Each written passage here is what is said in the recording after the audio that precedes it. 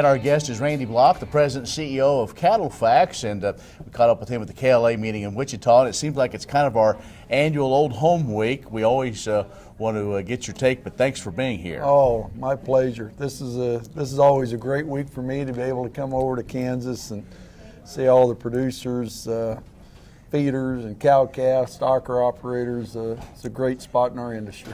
Well, I don't know how many years you've been here, but it's been an awful lot, I think. But it's almost like coming home, though, for you. It is. You know, I started my career covering the Kansas feed yards and the industry over here, so I grew up with a lot of the producers in the room, and they taught me a lot, and hopefully over time I've been able to share a few insights with them as well. Well, Randy, let's kind of get into what you presented to producers, give an overall outlook, kind of not only for livestock but also for grains, looking at all the numbers. But let's go back at 2019, and I think we'll all agree that there were 2 or 3 issues that really brought challenges. I think that's the right word, and probably the biggest one later this year, the fire at Holcomb really took people for a loop, and the market. You know, we had a number of them. I think as you go back to the start of 2019, the biggest thing was weather. It was so wet. It was so cold. I mean, pen conditions were very difficult through the whole central and northern plains of the United States. Very, very difficult. One of the most difficult winters that we've had, and springs, as we saw that impact into our grain production. So that created a lot of volatility. It created some issues that had a long tail to them. I mean, we didn't see cattle performance come back for months in here until we really got through the summer and got into the fall. So I know everybody that was running a feeding operation was glad to see the winter and that incredibly wet spring kind of move away. As we look at 2020, we think we're going to have a situation where the weather patterns are going to be much more benign.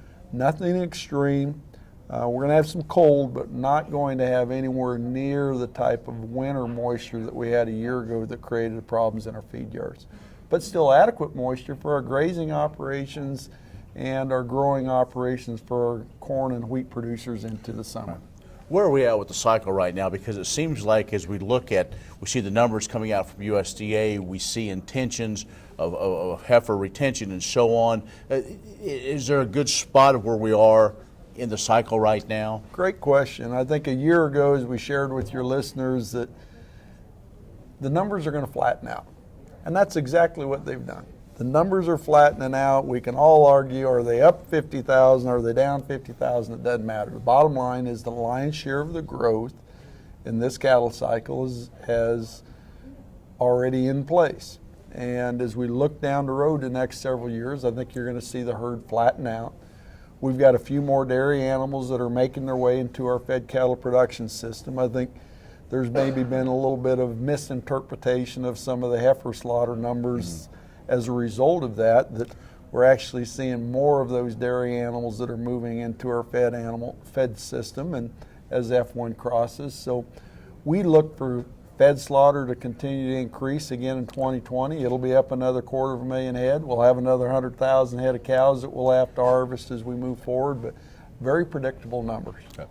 Randy Blach, president and CEO of CattleFax, is joining us. Let's take a break. Be back with more in just a moment.